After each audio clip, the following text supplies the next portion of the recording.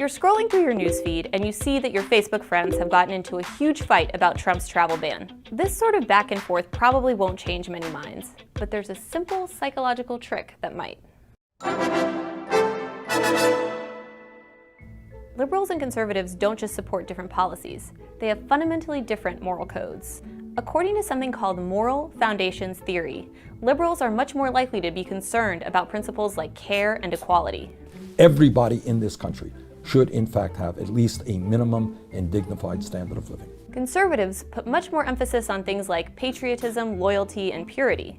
Drugs will stop pouring in and poisoning our youth. One reason it's so hard to reach across the ideological divide is that people tend to present their arguments in a way that appeals to the ethics of their own side, rather than that of their opponents. Ever since Donald Trump handed down an executive order temporarily barring travelers from Syria and other countries, liberals have focused on how unfair the policy is to Muslims. Some have even used the story of Anne Frank as a historical analogy. We say, let us save every future Anne Frank that we didn't save decades ago. Liberals typically emphasize the harm facing refugees.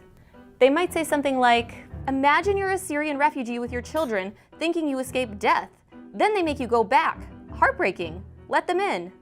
But according to research by Matt Feinberg and Rob Willer, the way for liberals to win over conservatives isn't to play at their heartstrings.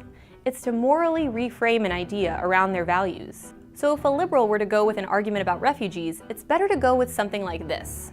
All our ancestors wanted was to live the American dream, and that's why today's immigrants and refugees have chosen to come to America. It's a message high on patriotism and loyalty, two moral frames that are more important to conservatives than our liberal values like reciprocity and caring. One study found that conservatives were more likely to endorse environmental protections when researchers triggered their concerns about purity rather than environmental harm. A picture of a forest covered in rotting garbage, in other words, performed better with Republicans than a forest of tree stumps. It's not just conservatives. Liberals supported high military spending if the argument was framed as helping poor people escape poverty, but they didn't support it if it was framed as helping ensure US military superiority.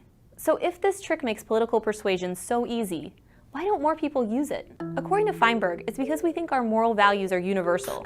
We believe people who don't share them are just bad people. Well, Dick Cheney is so conservative, he got an artificial heart just to make sure he never felt sorry for anyone. These snowflakes are so shaken by President Trump they can't function.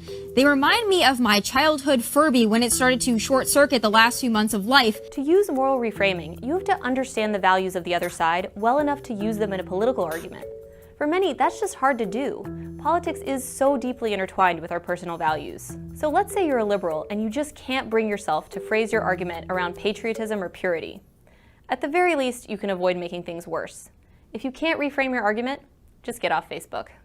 This is Unprecedented, a weekly series where Atlantic writers explore what's going on in this new era of American politics. Let us know what topics you want us to explore in the comments. I'm Olga Hazan. Thanks for watching.